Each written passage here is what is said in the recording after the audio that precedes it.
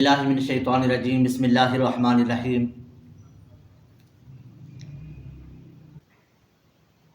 السلام علیکم ورحمۃ اللہ وبرکاتہ۔ میں آپ کی خدمت میں احمد نواز حاضر ہوں۔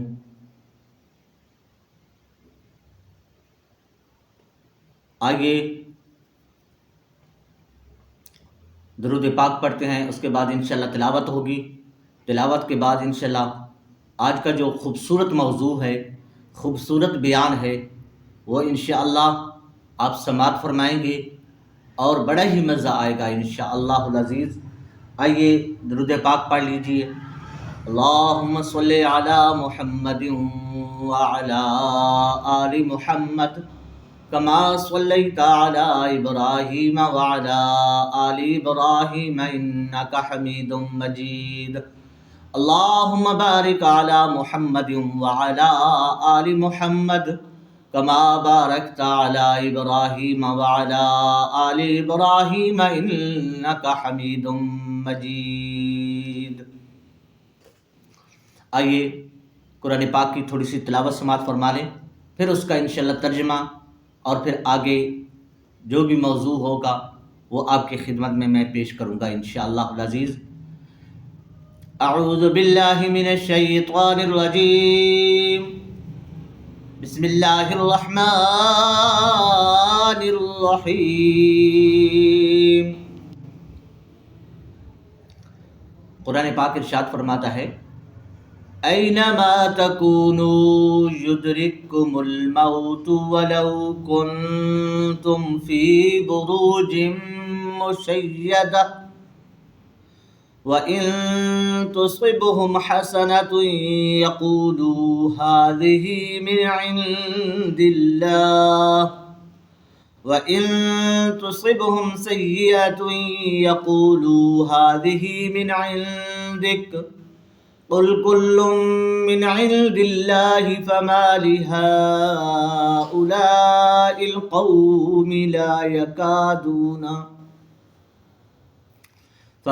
لِهَٰؤُلَاءِ الْقَوْمِ لَا يَكَادُونَ يَفْقَهُونَ حَدِيثًا۔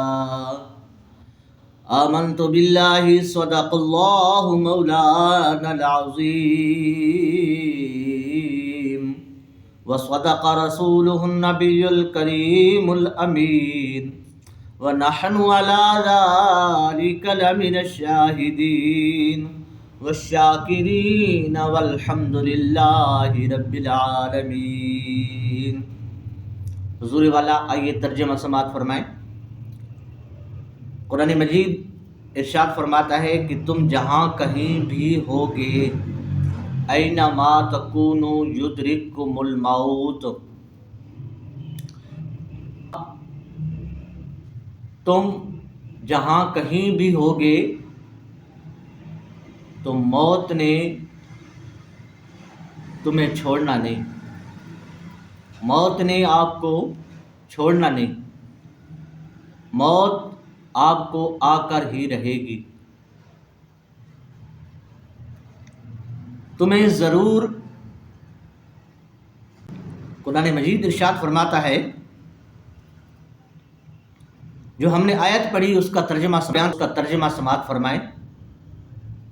قرآن مجید ارشاد فرماتا ہے کہ تم جہاں کہیں بھی ہوگے موت تمہیں ضرور پکڑے گی، اگرچہ تم مضبوط ترین قلعوں میں ہو، پھر بھی موت نہیں چھوڑے گی، اور ان منافقوں کو کوئی بھلائی پہنچے تو کہتے ہیں کہ یہ اللہ تبارک و تعالیٰ کی طرف سے ہے۔ پہلے موت کا ذکر آیا، اب منافقین کا ذکر آ رہا ہے، وہ بھی ذرا سماعت فرمائیں۔ اور ان منافقوں کو کوئی بھی بھلائی پہنچے تو کہتے ہیں کہ یہ اللہ تبارک و تعالیٰ کی طرف سے ہے، اور اگر انہیں کوئی برائی پہنچے تو کہتے ہیں نعوذ باللہ اے محمد صلی اللہ علیہ وآلہ وسلم، یہ برائی جو ہمیں ملی ہے یہ آپ کی وجہ سے ملی ہے۔ تو اللہ تبارک و تعالیٰ نے اپنے پیارے حبیب علیہ الصلاۃ والسلام کو فرمایا کہ اے میرے حبیب تم فرما دو سب اللہ تبارک و تعالیٰ کی طرف سے ہے۔ تو ان لوگوں کو کیا ہوا کہ کسی کی بات کو سمجھنے کے قریب ہی نہیں آتے،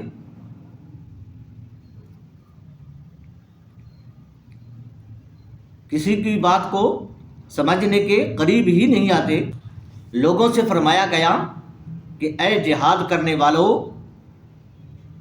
آج سے ڈرنے والوں، تم جہاں کہیں بھی ہوگے موت تمہیں ضرور پکڑ لے گی، اگرچہ تم مضبوط قلعوں میں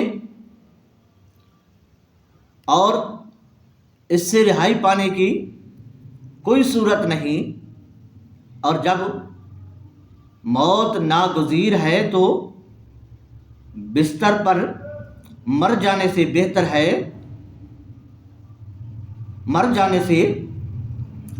ہے کہ اللہ تبارک و تعالیٰ کے راہ میں اپنی جان کی قربانی دیں۔ یہ سعادت آخرت کی کامیابی ہے۔ جو بھی اللہ تبارک و تعالیٰ کے راستے پہ قربانی دیتا ہے تو اس کو جو سعادت نصیب ہوتی ہے وہ سعادت آخرت کی کامیابی ہے۔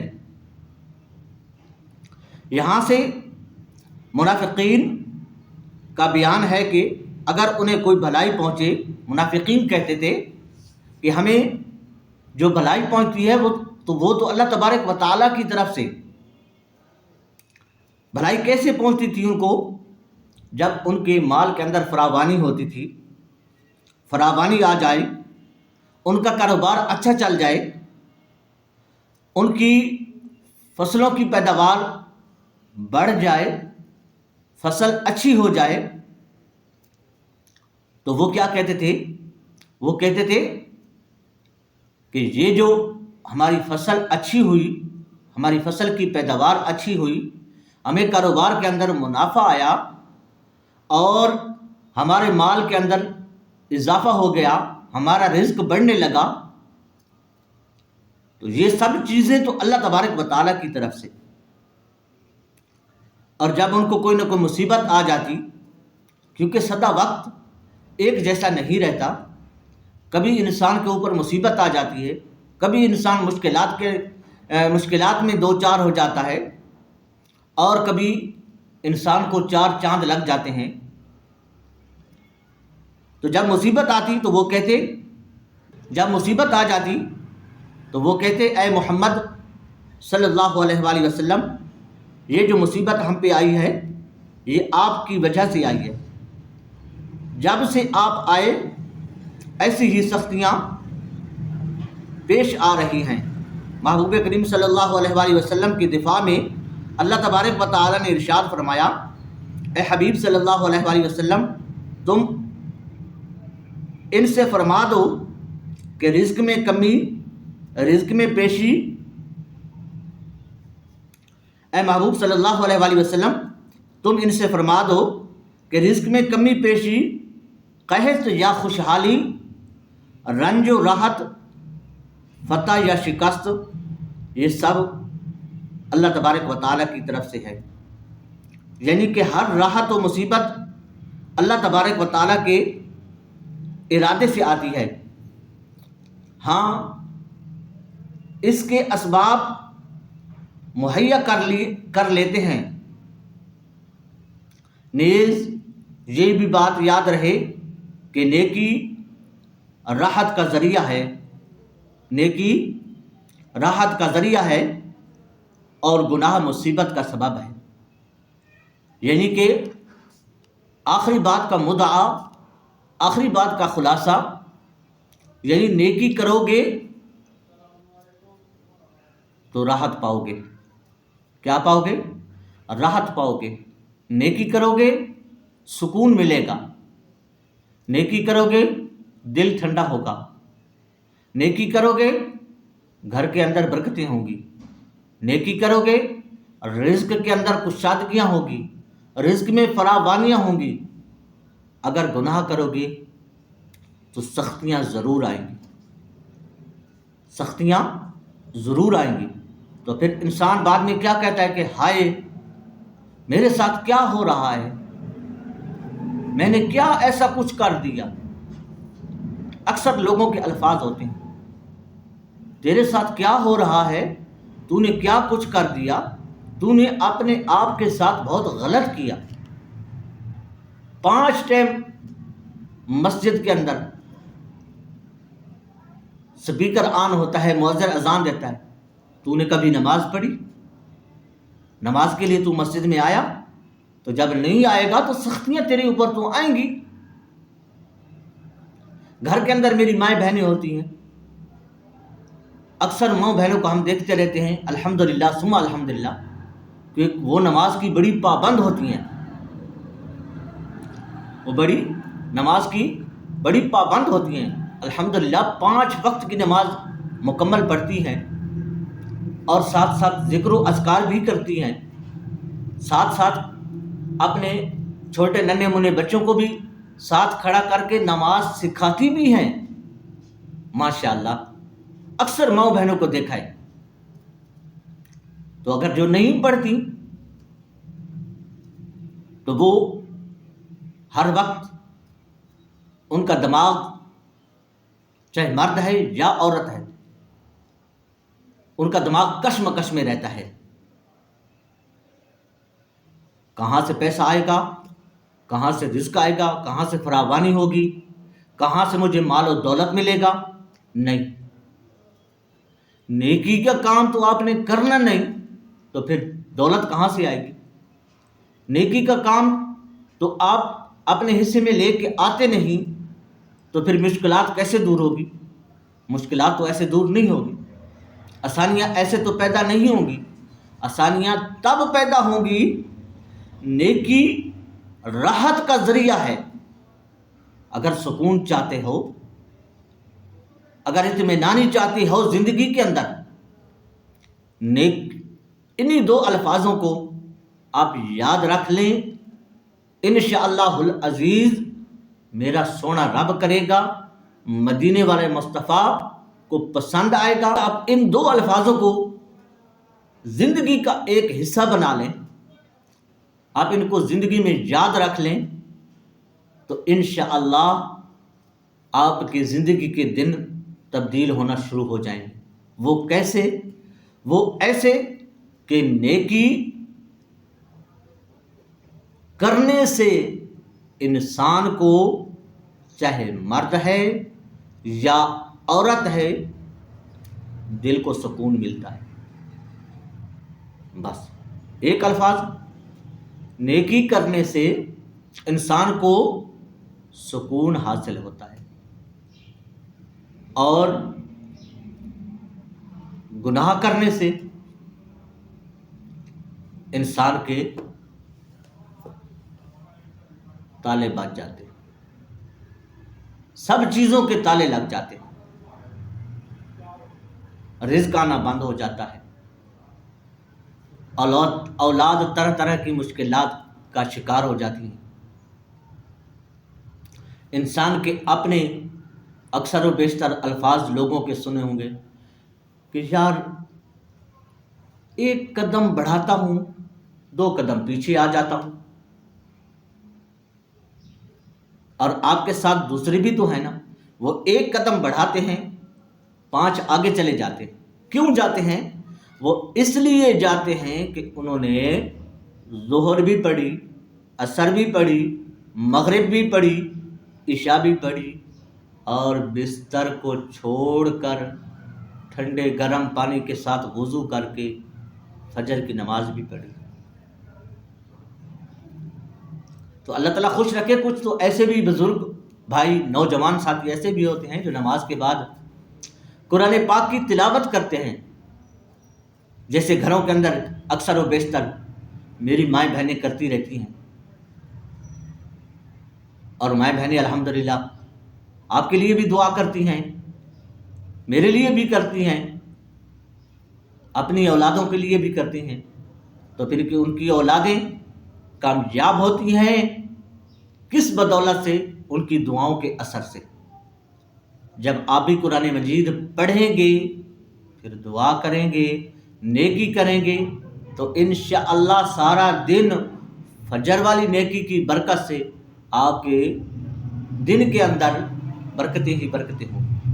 جب رات کو سوئیں گے عشاء کی نماز پڑھ کر تو پھر بھی برکتیں ہوں گی، ظہر کی پڑھیں گے تو پھر بھی برکتیں ہوں گی، عصر کی پڑھیں گے تو پھر بھی برکتیں ہوں گی، اور مغرب کی پڑھیں گے تو پھر بھی برکتیں۔ خدا قسم آپ آئیں تو صحیح نا، اس راستے پہ آئیں تو صحیح نا، تو پھر آپ کو راحت کیسے ملتی ہے؟ آپ کو سکون کیسا ملتا ہے؟ اگر سکون لینا ہے میرے بھائیوں، میرے بہنوں، ماؤں، نوجوان ساتھیوں، بزرگوں، آپ نے اپنے ذہن کے اندر سوچنا ہے کہ جو آپ کے اس بھائی نے جو بات کہی ہے، اس کے اندر کتنا فرق ہے۔ کیا میں نماز پڑھتا ہوں؟ میں روزے رکھتا ہوں؟ میرے حصے میں کوئی نیکی کا کام آیا؟ نہیں آیا۔ آپ نے اپنا محاسبہ کرنا ہے، محاسبہ کر کے پھر آپ نے اپنے آپ اللہ تبارک و تعالیٰ کے راستے میں نکل پڑنا ہے۔ یہ نہیں کہ گھر چھوڑ دینا ہے، شہر چھوڑ دینا ہے، نہ، آپ اپنے گھر میں رہیں، اولاد کی پرورش کریں، گھر والوں کی دیکھ بھال کریں، لیکن جیسے دنیا دار لوگوں کو ٹائم دیتے ہیں، آپ نے اپنے ذہن کے اندر یہ فرض سمجھا ہوا ہے، آج فلاں دفتر میں جانا ہے، فلاں جگہ پہ جانا ہے، فلاں کام ہے، فلاں کام ہے۔ کام دنیا کے ختم نہیں ہوتے جب تک آنکھ بند نہیں ہو۔ آنکھ بند ہو گئی، سب کام ختم ہو گئے۔ جب تک یہ آنکھ کھلی ہے، ہاتھ الحمدللہ اللہ تعالیٰ کی عطا سے سلامت ہیں، پاؤں اللہ تبارک و تعالیٰ کی عطا سے سلامت ہیں، جسم سلامت ہے، آپ چل سکتے ہیں، جا سکتے ہیں، ہاتھوں کے ساتھ کام کر سکتے ہیں، اور آپ نے اپنی ان آنکھوں سے بھی دیکھا ہوگا کہ ایسے بڑے بڑے شہنشاہ جن کا نام بولتا تھا، چھوٹی سی بیماری لگی، جن کو دنیا سلام کرتی تھی، سلوٹ مارتی تھی، میرے بھائیوں بہنوں، جن کا 24 گھنٹے نام بولتا تھا،